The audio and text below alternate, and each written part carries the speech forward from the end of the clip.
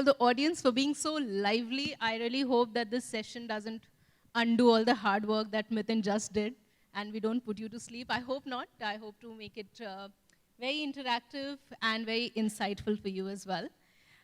So today I am very proud and very privileged to be moderating this session with these two powerhouse women.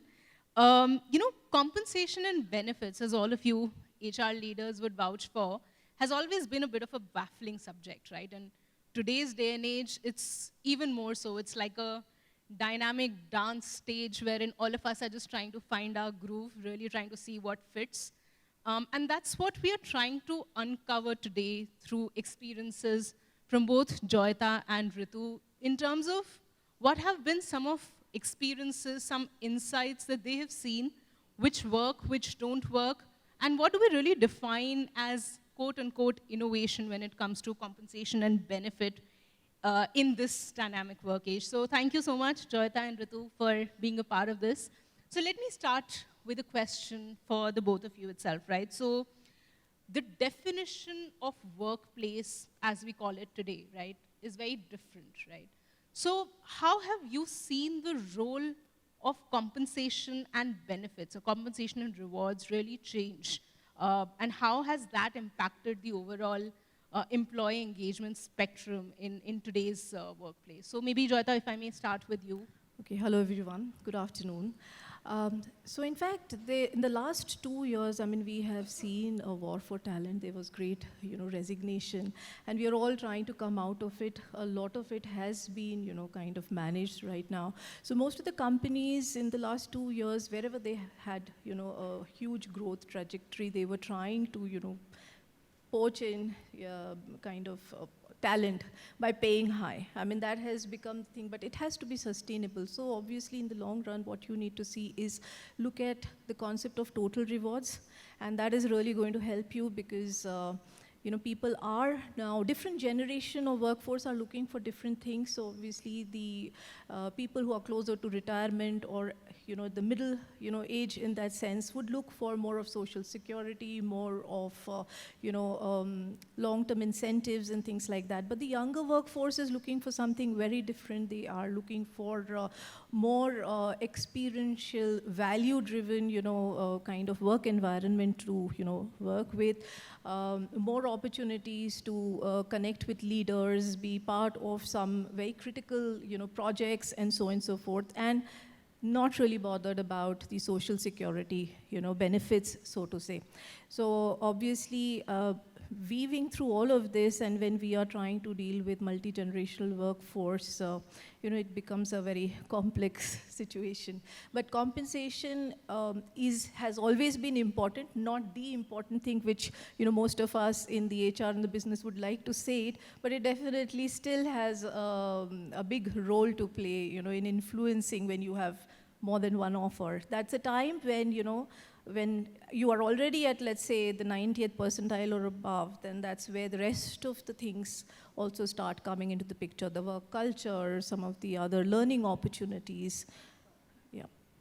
So different pay strategies for different segment of employees and then talking about total reward overall, right? That's what I understand.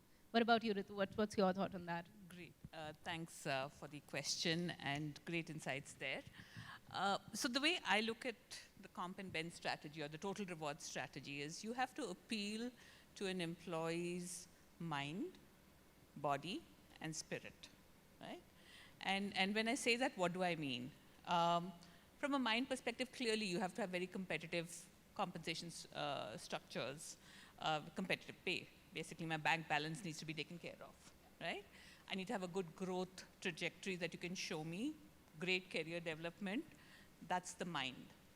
The body is the wellness piece, where you're taking care of me as an individual, you're taking care of my needs, you're allowing me the opportunity to really go out and do things, keep myself fit, give me flexibility, let me take care of things that I care about, and that's the body piece.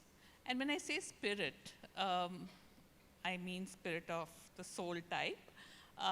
That is really about giving back to society, the CSR piece, enabling me to contribute to causes I care about. So it could be the environment, it could be the LGBTQ community, it could be different things that I do which really give me happiness.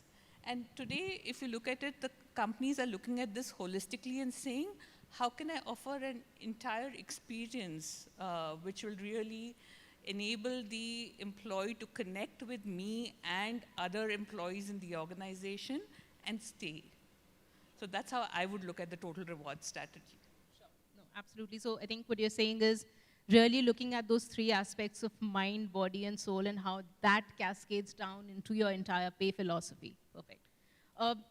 We also started the conversation talking about the fact that the workplace in itself, right, the definition in itself has changed. So what is, in your experience, what really has changed when you talk about your compensation strategy to meet the needs of this remote and hybrid model? And how do you ensure that that strategy doesn't really create inequity in the rest of the employee base? So any experiences, any insights on that? Great question, and very topical, if I may say so, right? So it's easy to go in and differentiate pay for employees who are remote, right? We're giving you the flexibility. You are in the hinterlands or you're in the Himalayas and you're working from there and you've really got it done, so I can differentiate pay. But let's step back for a moment and say, what are the consequences of going in and doing that? What is the impact on productivity? What is the impact on retention? What is the impact on innovation? I mean, as an organization, if you really care about innovation, do you really want to be doing that? Once you differentiate a compensation strategy based on somebody being remote or hybrid, you've cast it in stone. And going back on that and changing behaviors that you may want as an organization to be demonstrated will be very difficult. So I personally would not be in a hurry to go and drive that. I think we have to let this post-pandemic decision-making, the post-pandemic emotions, the post-pandemic, just the gentle way of working, we have to let it evolve. And then over a period of time, make a well-thought-out decision to really go forward and drive those strategies. I think just adding on to that, what we were talking backstage also, one of the key things that I've seen, in fact, in my organization, Grant Thornton also, what we have tried to really adopt is identify not just basis location or the work models, but basis the career path that one might choose to go in, right?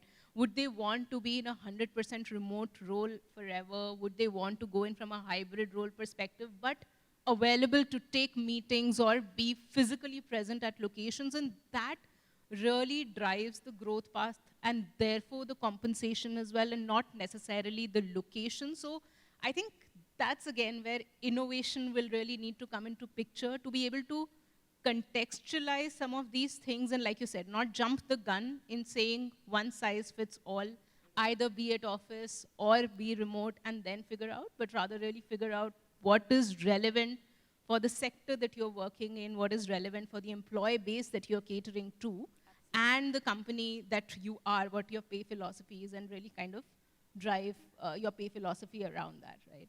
So, no, thanks for that. I think you touched upon, Joyita, a little bit around total rewards, right? The importance of it, how organizations and employees now, how employees now are asking for more than just quote-unquote comp, right? How, in your experience, have the strategies around total rewards really changed, and how have they helped in long-term retention and attraction of some of the top talent? Sure. So, in fact, what we have done is that when we started putting together all our things, what we offer to an employee, and this just started as a very simple exercise, and we realized that there is so much more outside what we share with them at the time of joining. We started pulling down all the wellness benefits and various other stuff that we offer, and we saw that it's really quite a interesting basket. And that is when we started talking about it with people, that it is not that the CTC that you see, but the overall concept. And I think that is very important. And wellness and well-being, point that you touched a while ago, is a very important aspect which everybody, especially after COVID, I think people are paying a lot of attention to that. And while there again, I would say different generations look at it differently. We had this request coming in that please improve and increase, the medical insurance coverage, and we looked into it.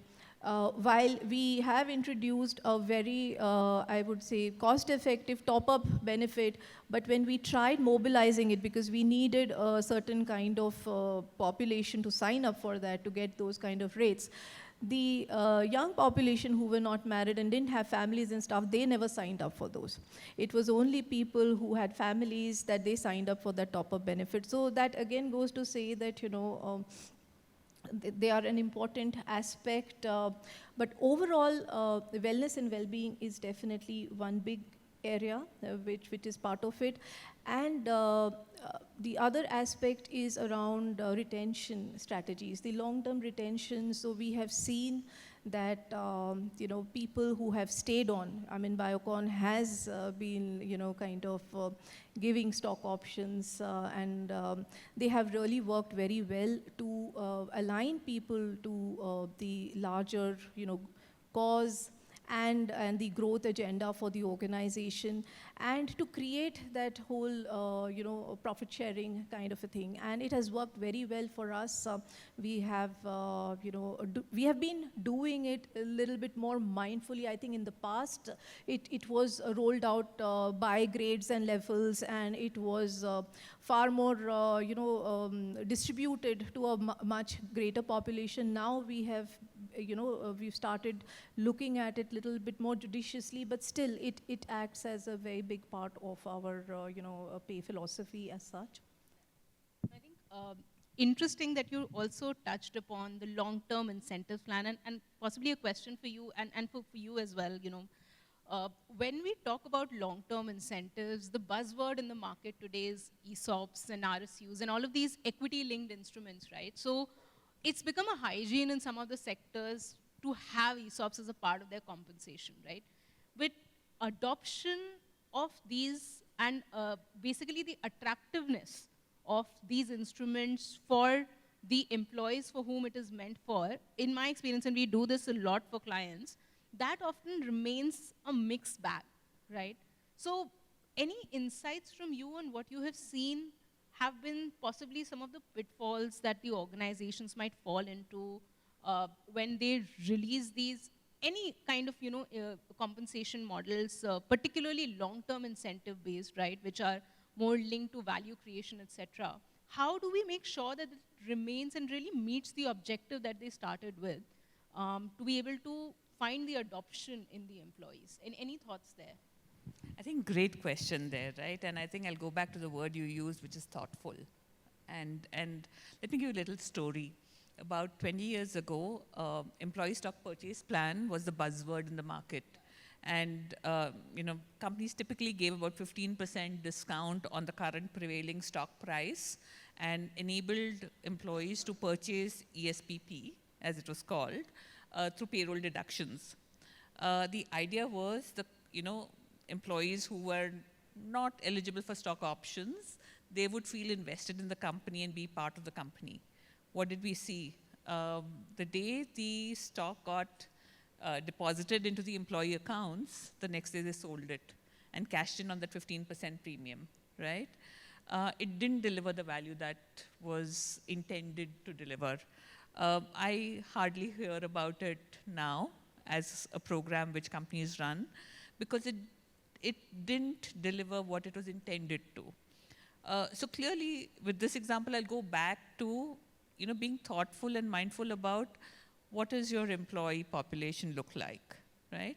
What are the objectives you intend to achieve? Does it make sense for you to go for a long-term incentive plan like a stock option or not? In fact, I would argue, and that's the future that I'm looking at, right? A variable compensation structure, personalized compensation structure. So there are horses for courses, and you know, different employees may want a different package. So allow employees to choose how much they want in cash, how much they want in stock, or what have you. That is one good way of looking at it, because then you are getting what you intended to get. That would be my 2 cents on it. No, I think if I may just add to that, from my experience, one of the things that we've also seen where sometimes organizations end up missing the bus, and I think Joyita also touched upon it a bit, was on the communication as well, right? How do we make sure that whatever we are kind of talking about, particularly on the long-term incentive side, which are more technical, more difficult to sometimes explain and understand, how are we making sure that we are communicating the value and the benefits of it in a way where people can understand, identify, and be made constantly aware of, so that they see the value, and it, you know, it does drive long-term retention as well. That's one of the areas wherein I see a lot of organizations don't really spend a lot of time around. They might create very innovative plans around LTIs, but don't really spend the time in communicating the value and the benefits that one can generate as well. I would like to add to this, like, companies where, they've rolled it out to a lot of employees as such.